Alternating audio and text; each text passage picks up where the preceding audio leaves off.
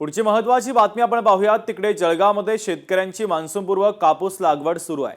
अल निनोचा सावट तरी देखील कापूस लागवड केली जाते। कृषी विभागाचा 1 जून नंतर लागवडीचा सल्ला आहे, तरीही अनेक भागामध्ये कापसाच्या पेरण्या सुरू आहे। दरम्यान या संदर्भातला आढावा घेत शेतकऱ्यांसोबत संवाद साधलाय लोकशाही मराठीचे प्रतिनिधी सुमित देशमुख यांनी। पाहूयात।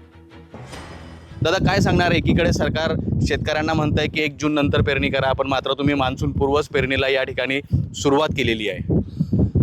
मान्सून पूर्वी लागवडीला सुरुवात यासाठी केलेली आहे आपण।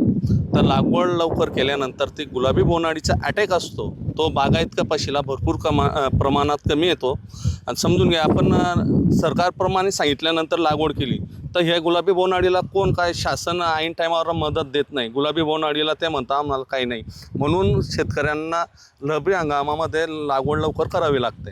म्हणजे मान्सून पूर्वीच्या अगोदर जर या ठिकाणी आपण पेरणी केली आणि बोंडअळीपासून तुम्ही धोका जो आहे येणारा, तो धोक्याच्या अगोदरच तुम्ही जर सावरलं तर उत्पन्नामध्ये किती मोठी घट होऊ शकते?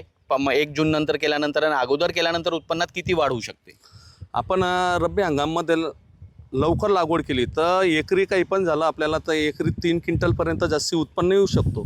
आणि आपण जूनमध्ये लागवड केल्या त्या पिकाला कमीत कमी 3-4 क्विंटलने उत्पन्न घटू शकतं आपलं। म्हणून शेतकऱ्यांनी रब्बीमध्येच लवकर लागवड केलेली हा एक फायदाच असतो। शेतकऱ्यांना तर ते पूर्वीपासून चालूच आहे। शेतकरीला तोंड वाट दुष्काळच्या सोमोऱ्याला तर जावंच लागतं, ते होणार अशी ते होतं। शेतकऱ्याचं पहिलेपासून चालू आहे, निसर्ग साथ देईल नाही देईन, दिलं ते दिन, ते भलं असलं ते पाहतो, नाही असलं ते पुढच्या वर्षी नियोजन परत तसं चालू ठेवतो। सुमित देशमुख, लोकशाही मराठी, जळगाव। लोकशाही मराठी, ऐका, पहा, जागरूक रहा।